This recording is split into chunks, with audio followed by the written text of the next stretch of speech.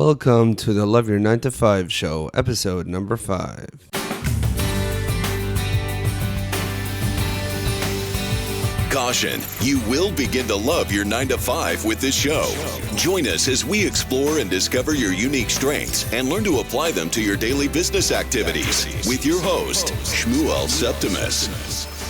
Hello and welcome everybody to this next episode of the Love Your 9 to 5 show, where we bring on successful businessmen and women, and we bring on people whose professional and personal experiences can help enhance you in your quest of beginning to love your 9 to 5, beginning to love that which you spend the bulk of your day doing. My guest today is David Rubalcava. David is a leadership coach, a vlogger, and a wonderful fellow podcaster, and he's going to be here today to share some of his experience with us and some of the tips that he can give us for all of us being able to hone in and zoom in on the areas that we are good at and finding ways that we can apply that to our daily business activities. So with no further ado, David, welcome to the show, and let's just start. Thank you for taking some time. I know that you have a busy schedule with everything that you have going on. I really appreciate taking some time to be with us today. Just let's start this off. If you can tell us a little bit more about yourself personally and then professionally. Sure. My name's David Rubalcava. I'm a father of 5. I just started this journey on podcasts, and we have some webisodes going on. I've been in retail leadership management for about 17 years. I've done a lot of different things. I've worked in financial services. I've worked in social services. I've done so many different things, taxes in my career.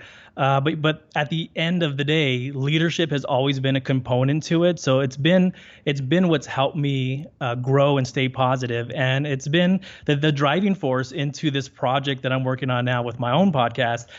So it's been exciting to at least get in and start sharing.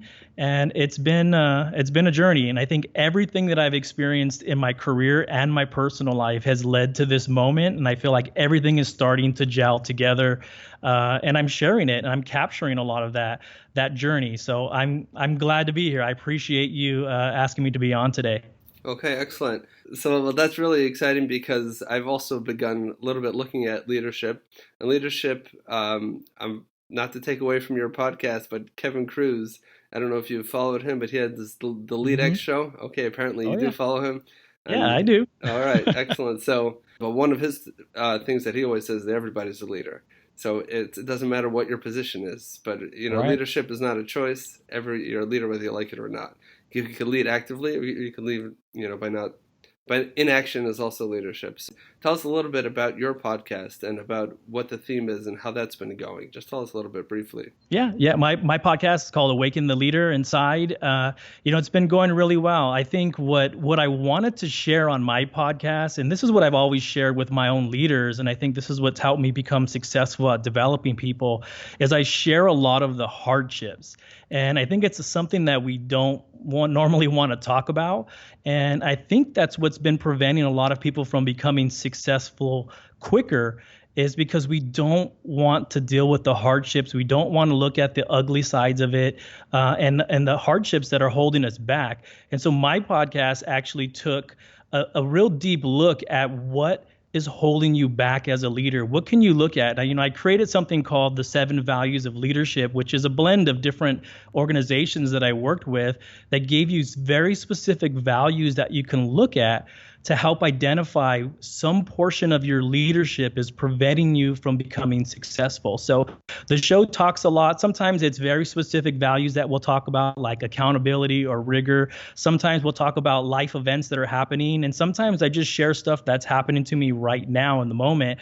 And where I see a parallel in the struggles that I have with leadership compared to, outside of work, and how those worlds kind of blend together. So I think it's a real honest look at the hardships and that they're normal, and that you have to, have discipline and have the drive and honestly, the accountability to push yourself through that. And so I think that's the message, is that what you're going through as a leader is normal, but the first time around is probably the most difficult because you haven't experienced that level of accountability or that level of somebody challenging your leadership. But I think it's a journey, and I think it's a journey that we all share in.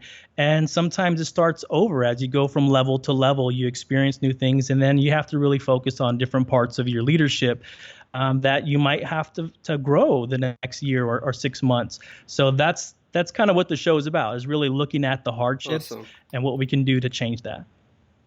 All right, excellent. Thank you for that, for the little brief overview. And that kind of leads right into the next part of the show. And that is, if you don't mind, can you share with the audience something that you have struggled with and something which you think would be a failure? The bigger the failure, the bigger the lesson. Absolutely. So if it's something like that you feel that you can share with us, and tell us what you learned with it and what we perhaps can learn from that experience. Yeah, I think I always talk about in my podcast, the first 4 years of my career being in a leadership position was probably the most difficult.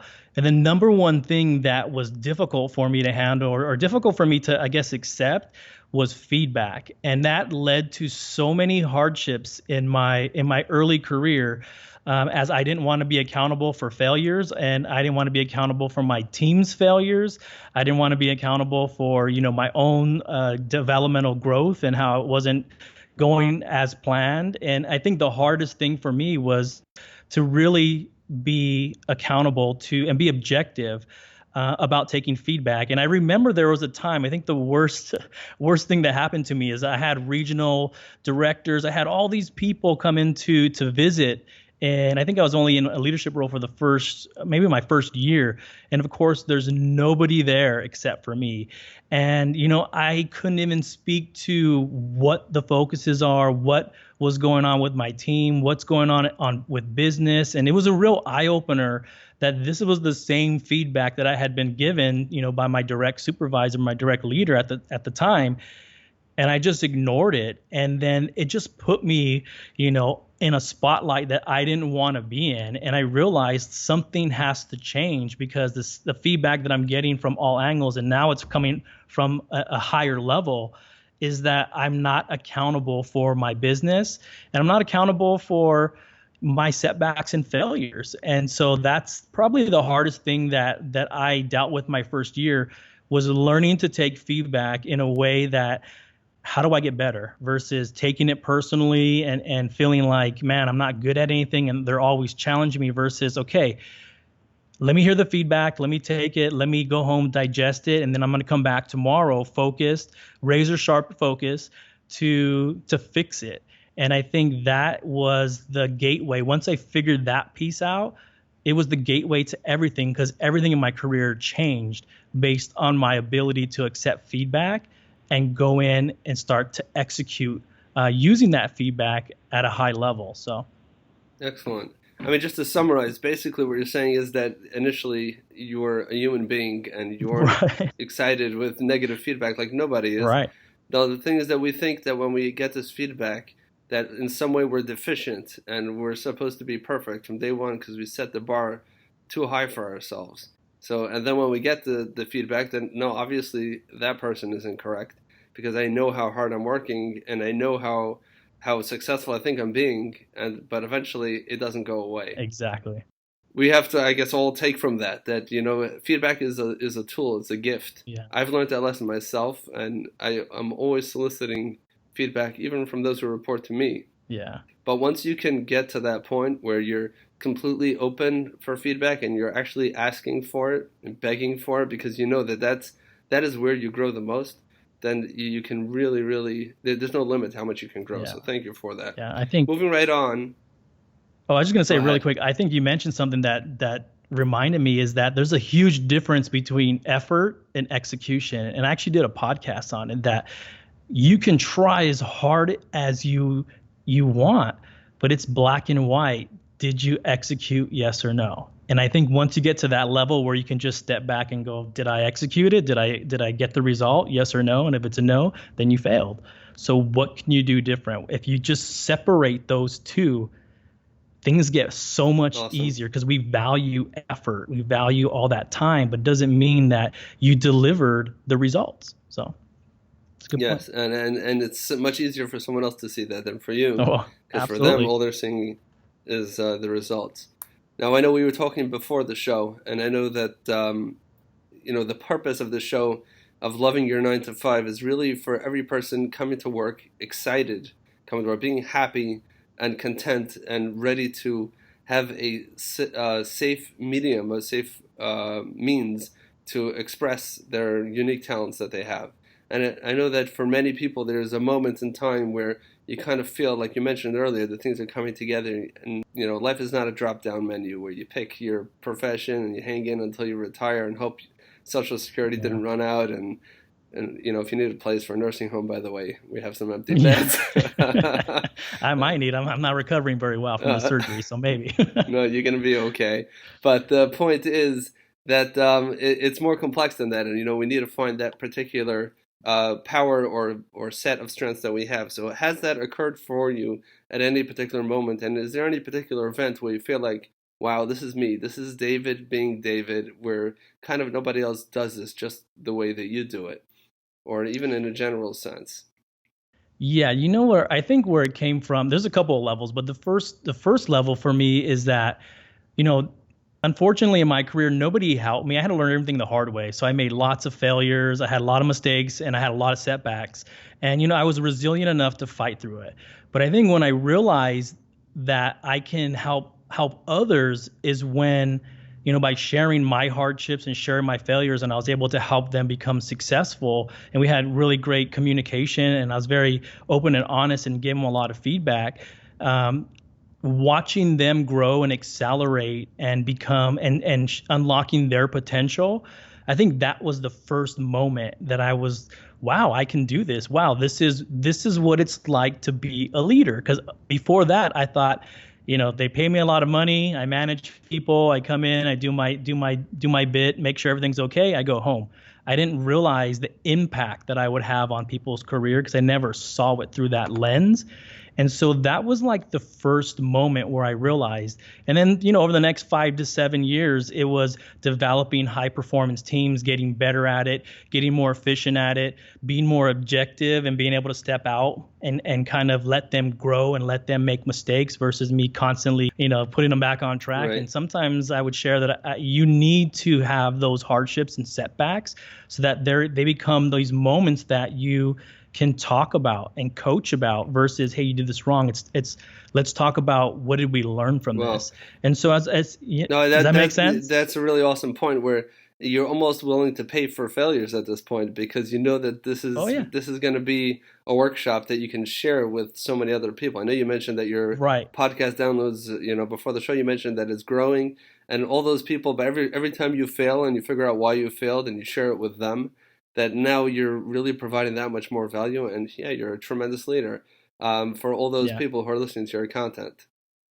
Yeah, and you know what? I think it just offers transparency because before I became a leader, before I got into management and all that, I never felt like our management team, and this is many, many years ago, about 15, 16 years ago, I never felt like they were transparent to share setbacks, to share their hardships. It was just they tell you what to do it, and then that's the end of it. Mm-hmm. And so I learned as I became more and more transparent that I was learning more by sharing with them and having those aha moments with them. It was making me a stronger leader because I was learning that I don't always have to direct traffic. I just have to inspire them to be motivated to go search for solutions. And then when you build, let them do what you hired them to do. And let them go do it, and let them go out. And I never let them fail, but I know that there's going to be times where we kind of get off track.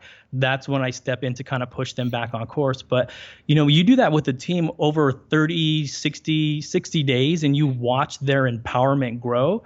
It's amazing to watch that level of ownership and accountability. And it gets easier for me to step back and just lead the traffic, lead the charge. And so those moments were the moments that helped lead to sharing on a bigger scale where, I think I shared on one of my podcasts that on average I shared or I helped develop about 5 people a year.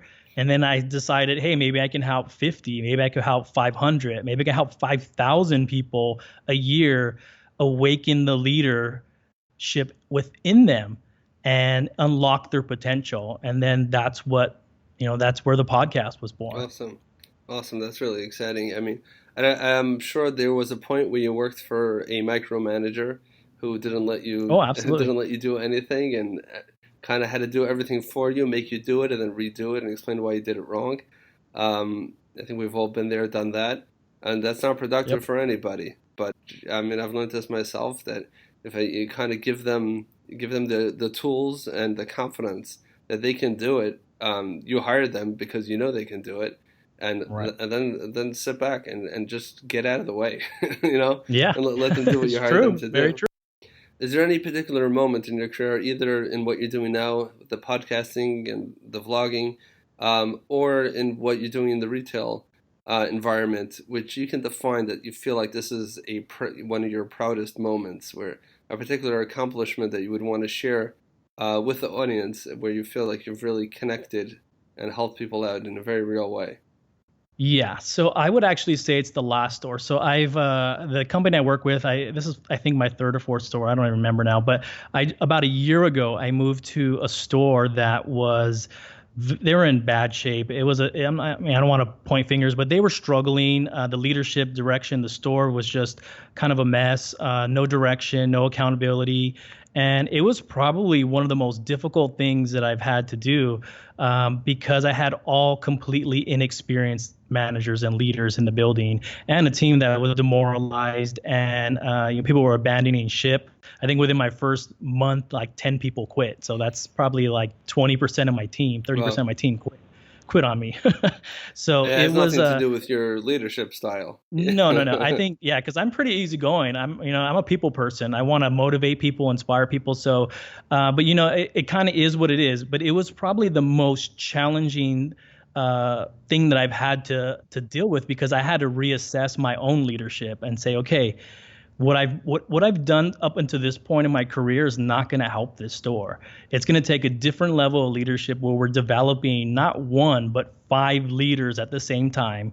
We're going to have to rebuild the entire store's morale. We're going to have to really start focusing on rebranding our store, planning, strategic planning. I'm like, man, this is kind of like 3 strikes you're out kind of situation where it's tough. But what I learned is that I focused on development first. I focused on commitment. I focused on getting the leadership team to focus on their own accountability and saying, hey, we're going to set some goals and it's going to be difficult. The first 90 days, it's probably going to be the most difficult thing you've ever experienced, but we're going to do this together. And I showed them a lot of motivational videos. This was long before I started a podcast, but I showed them some videos and stuff to get them motivated. And every meeting we had every week wasn't about metrics, wasn't about business. It was about how did our leadership fail us this week? What did we do good this week? What were our takeaways? And it forced me to spend all of my time on leadership development, not operations, not metrics. It was just these 5 leaders.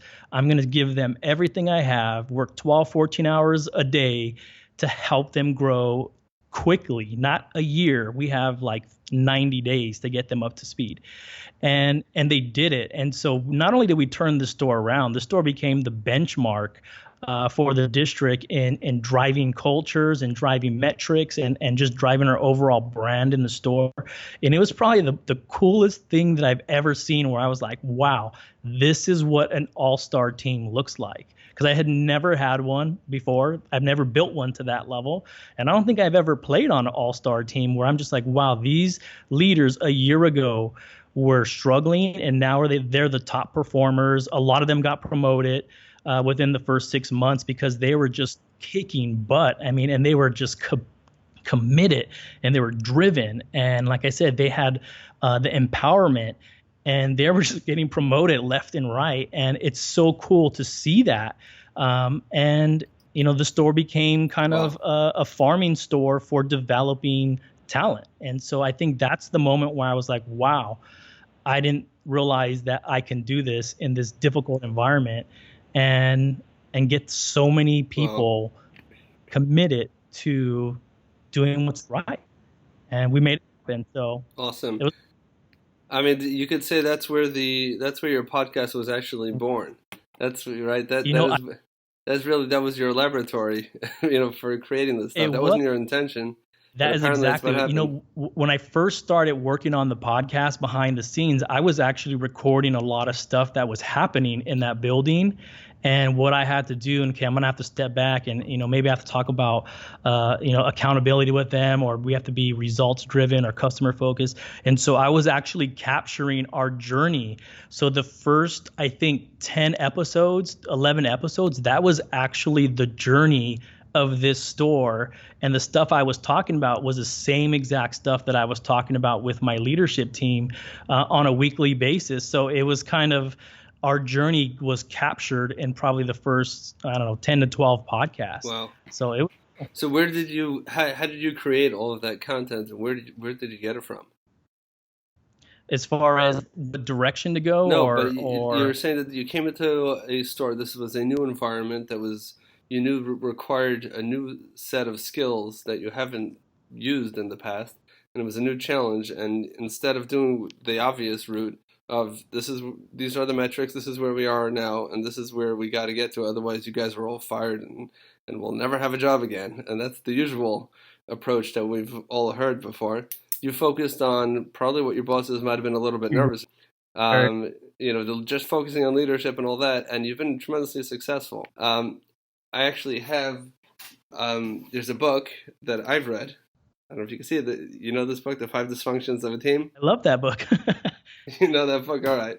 So I've actually used some of the exercises there on my team as well.